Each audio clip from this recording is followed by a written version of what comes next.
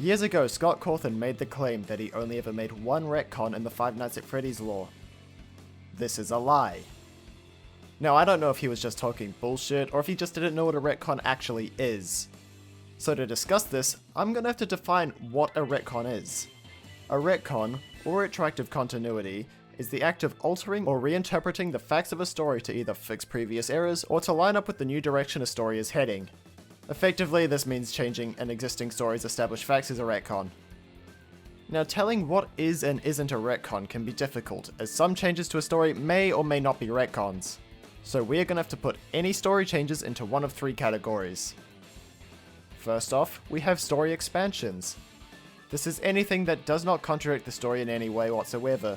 For example, revealing William Afton's name. This does not contradict any established facts, nor does it change our understanding of the story in any way. After all, at the time, the name William Afton was fairly meaningless, aside from the fact that it was already his name in the books.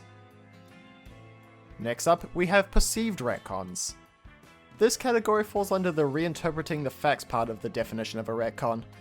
Basically, if new information changed the way the story is perceived in a major way, while not directly contradicting any confirmed information. A good example of this is Goku's origin story. The reveal he was an alien who lost his memories doesn't actually contradict anything about his backstory, but it does change our perception and understanding of his character and therefore is a perceived retcon. And last but not least, we have full-on retcons. Anything that explicitly changes an established fact of the story is a full-on retcon. This is just anything that contradicts something we know for absolute 100% certain. Or at least as close as we can get to it in this series. Admittedly, due to the fact that basically nothing in FNAF ever gets confirmed, I may put something into the wrong category or just be completely wrong about something being a retcon. So the rule I'm going to use is if something is generally accepted as canon by the community, any changes made by or to that fact qualifies as a retcon. Now please do keep in mind I will not be doing every single retcon ever made in this series. That would take far too much time and would require me to basically become MatPat and fall into the depths of FNAF insanity to find every last detail. So I will only be doing the major ones I actually know of. Also, I'm only going up to Ultimate Custom Night, because keeping it to the Scott Cawthon era is just cleaner, and was what the retcon statement was actually referencing. And the Steel Wool era retcons so much, especially with the fact that Steel Wool was basically given free reign of the plot of Security Breach, causing the story to go completely off the rails, so that would need to be its own video. So let's just hop straight into FNAF 1.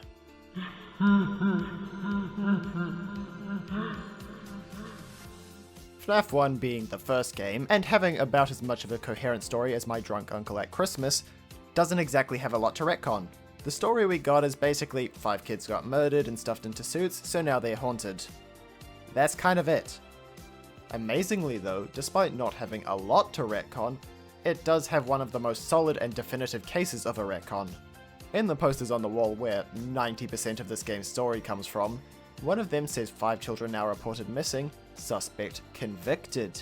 Now the keyword there is convicted, meaning that the suspect was found guilty of the crime. But the problem is, we know that William Afton is still around to get springlocked later on.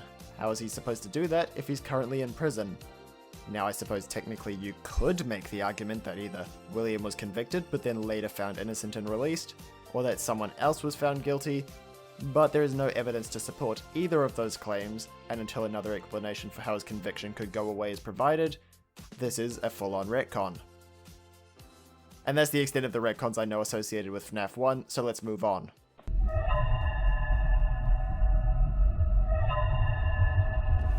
FNAF 2 does give us a little bit more to work with than FNAF 1, as this is where the series started to get a fleshed out story. But even then, there's still not a hell of a lot to work with here. FNAF 2 is a strange one, and the fact that the game exists could be considered a retcon.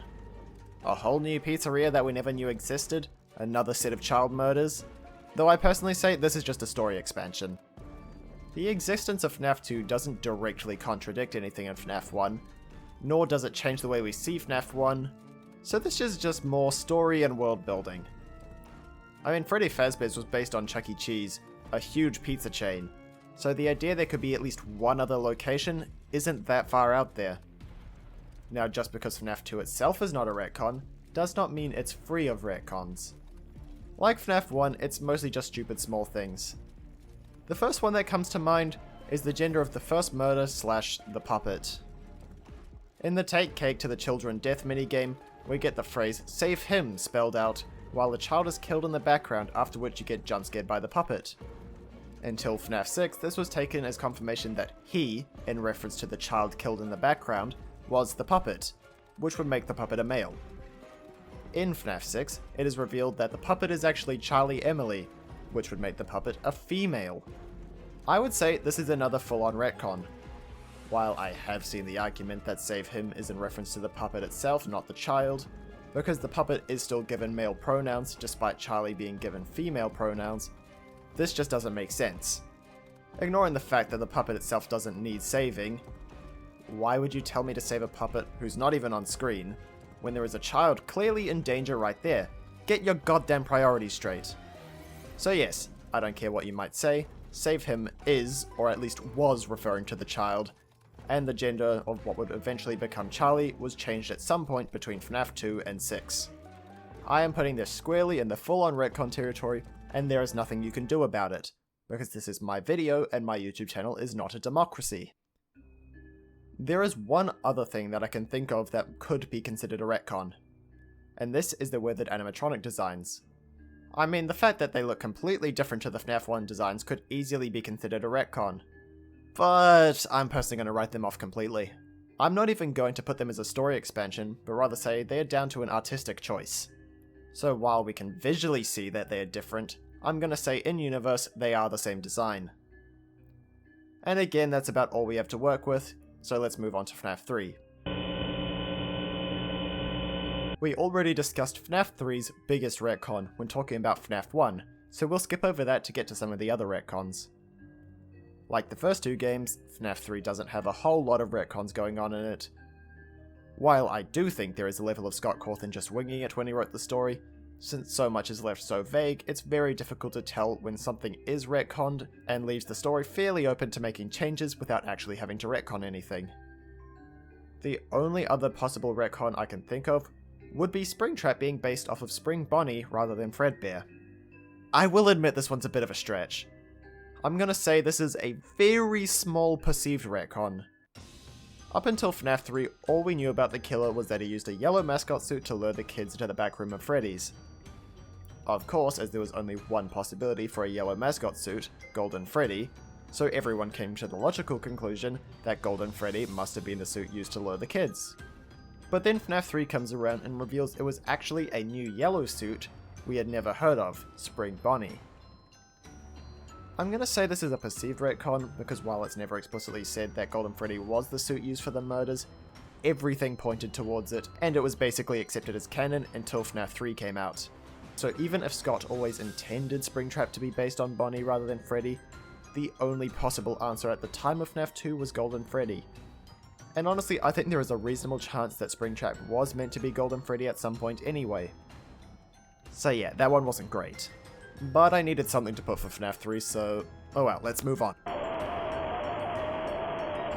FNAF 4's got what is probably the biggest story retcon so far, because while Springtrap's existence probably changes more about the story, it was far less invasive, as the only thing it changed was one random out-of-the-way poster that people had kind of forgotten about by the time FNAF 3 came around. FNAF 4, on the other hand, decided to completely change the context of one of the biggest, most mysterious characters. Up until FNAF 4, we assumed that Golden Freddy was possessed by one of the missing children, who was seemingly the most powerful and aggressive. But with the release of FNAF 4, we found out that Golden Freddy was actually possessed by the son of William Afton, who was killed in a freak accident. I think this later became Golden Freddy was possessed by two kids, one of which is a missing child, so I guess technically that undoes the retcon. But don't you try and tell me that William Afton's son being one half of the weird Freddy recolor was all part of Scott Cawthon's grand plan from the beginning. So this goes in the perceived retcon category. But I think the retcon got unretconned by being re-retconned, making it a re-retcon. I think I kinda lost track of this one. FNAF 4 does also have another huge potential retcon. Back when FNAF 4 came out, Dream Theory became a popular, or very unpopular, explanation for the entire series, but that was never confirmed and was always a little dubious at best. but the theory has persisted to some extent. I'm personally in the camp that at the time of FNAF 4, the games were the nightmares of the crying child while on his deathbed. And I still think there is a good chance this was true at some point, but due to everyone hating it, or maybe Scott just wanting to continue the series, it was another retcon that got unretconned or re-retconned or something, I don't fucking know. But since there is no confirmation for if this was ever true, I'm gonna make a new category for it called retcon ? And for FNAF 4, we have one final big thing. The box. The fucking box. The box that no one could figure out. Scott confirmed the contents of it has changed about 3 times, and then he just gave up and decided to pretend that it never existed. Then we had the FNAF 6 map look like a box, and I don't fucking know what's going on with it anymore. So the box gets to go in the bin over there because it knows what it did. And that is all the main retcons for FNAF 4. Now finally, we are actually going to get into the good stuff, so let's move on to Sister Location.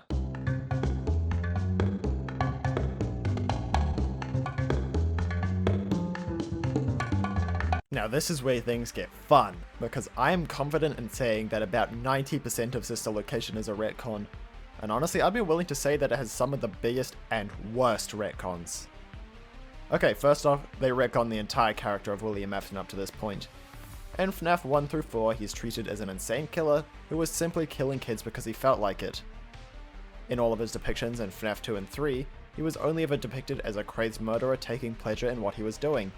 FNAF 4 seemed to imply he wasn't actually a murderer and it was just the crying child misunderstanding. But again, don't really know what was going on there at the time. Sister Location then reframed him as a mad scientist attempting to discover the key to immortality. I really hate this one. Personally, I think the story was much more terrifying when there was no rationality behind anything that happens. But in the end, this is the retcon we got, and once again, because it technically does not actually contradict anything, it is a perceived retcon. Then there is Enid, or rather the Fun Times. Originally in FNAF 3's After Night minigames, we see William Afton disassemble each of the original animatronics, at which point the spirits are freed, scaring William into wearing his favourite fursuit, and you all know the rest. Now, I'm not sure which of the endings to FNAF 3 was originally supposed to be canon. Personally, I always liked the secret ending where the spirits moved on, in which case them becoming the Fun Times is completely impossible. But I can't confidently say that was canon, and it's fairly safe to assume it wasn't. What I can confidently say though is that William could never have used the remnant from the original animatronics to build the Fun Times. He was too busy being dead in a back room. There are theories that explain it as he did it over a series of months and only died at the very end. But I just don't think this can work for one simple reason. The animatronics are still right there on the floor. How is he supposed to do experiments in his secret bunker on animatronics that are still lying on the floor of a shitty pizza place? And before someone says it, the lack of an endoskeleton on the ground is not evidence that it's true, because at no point, even when he initially disassembles them, is the endoskeleton seen. So unless William is stuffing 7-foot-tall robots into his pockets as he pulls them apart, this is simply an artistic decision and not proof of anything. The cutscenes were clearly depicting William returning to Freddy's one night, dismantling each of the animatronics one by one, which frees the spirits, causing him to panic and get spring-locked, all of which happens in the span of one night, and while it would be very easy to show an updated version of this cutscene to change it, that is not what was originally shown, and would make it a retcon. Fortunately, there is an easy out for this one. Just say the toy animatronics became the Fun Times, and therefore they are possessed by the victims of the Dead Children incident instead. It's much cleaner, and also works much better narratively. But we are still following our generally accepted canonicity rule, which makes the Fun Times possessed by the missing children, not the dead children. So until someone comes and makes DCI Fun Times canon, this is a full-on retcon because it directly contradicts the FNAF 3 cutscenes. And with that, we have the most blatant, egregious, and worst retcons of the FNAF story.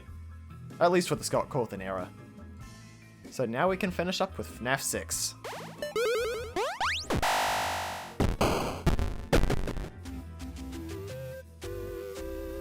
I'm going to group FNAF 6 and Ultimate Custom Night together for 2 reasons. First off, I've just always considered them 2 parts of the same game, and secondly, they don't really have a lot of retcons I'm aware of, that I haven't already covered. Both games give a lot of lore drops, but they all manage to fall under the category of story expansions. Knowing the names of the missing children, story expansion. Knowing that Chica died first, you betcha, that's a story expansion. Hell, even knowing that William went home to yell at his kids after murdering his business partner's child is still just a story expansion. It doesn't actually change anything. Both of these games mostly serve to reinforce things we already knew and tie up loose ends, so they don't really have any retcons. So there you have it. Five Nights at Freddy's is chock full of retcons. Now don't take this as a dig against Scott Cawthon. I aspire to create a game that has the reach that Five Nights at Freddy's did, and truthfully, the fact he managed to turn what was supposed to be his last game into a series that completely redefined the indie horror genre is nothing short of impressive. I just saw a post made 8 years ago about how there weren't any retcons, and thought it'd be funny to hit a guy many million times more successful than me with an actually.